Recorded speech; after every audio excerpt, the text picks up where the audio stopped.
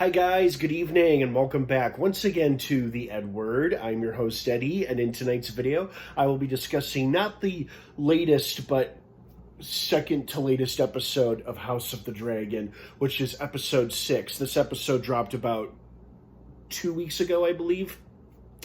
I finally had a chance to watch it and catch up on it. Oh my goodness, what another episode. Now, before I go on and talk spoilers and all that jazz, please be warned, this is indeed a spoiler-filled review. So if you're not caught up on House of the Dragon by the latest 2 episodes, like I presently am, you don't want to keep watching or listening to this video, as it will be going into spoilers, plot details, character stuff, all that jazz. That being said, you have been warned. Let's dive right back into it. So it wasn't the best episode, but it still had some pretty great moments. I felt so bad for the poor knight who very enthusiastically agreed to try to be a dragon rider. But of course, that plan went straight to hell when the damn thing set him ablaze, shocking everyone, including Rhaenyra. Which is too bad, because I really think she sincerely wanted him to be a new dragon rider. But it was too bad that plan went to hell. But by the end of this episode, we clearly got a big tease that someone else was able to ride the same beast that had sent that poor knight ablaze. What was interesting to me with that reveal is that maybe it's not up to the Targaryens to decide who gets to ride a dragon, but it's actually up to the dragons themselves. I remember from one of the later seasons of Game of Thrones, Tyrion said that dragons are intelligent, more intelligent than men, according to some maesters. These dragons could be smart enough to know, first off, I think they're smart enough to know their friends from their enemies. But I think they're also smart enough to know who is worthy of riding them, so they get to choose the riders instead of the riders choosing them. I think that's what the end of this episode is supposed to imply, but it was exciting all the same.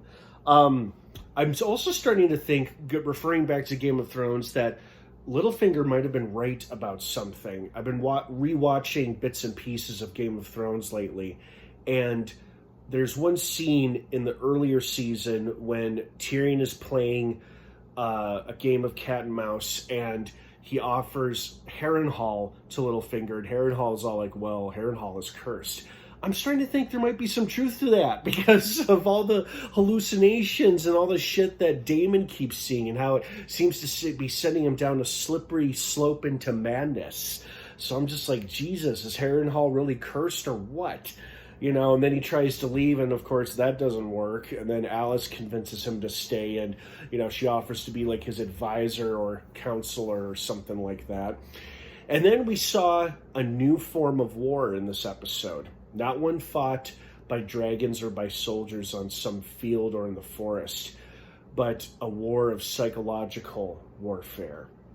A war carried out by the Smallfolk for the Smallfolk. They take advantage of the blockade surrounding King's Landing, so food supplies have been cut off. But Rhaenyra, bless her heart, has sent boats filled with food and food items to King's Landing, and it has sent the people into a frenzy. And now they know who to thank and, of course, who to blame, because they planted their little spy. Well, I wouldn't really call them spies, but I would call them their pawns almost, in the city to to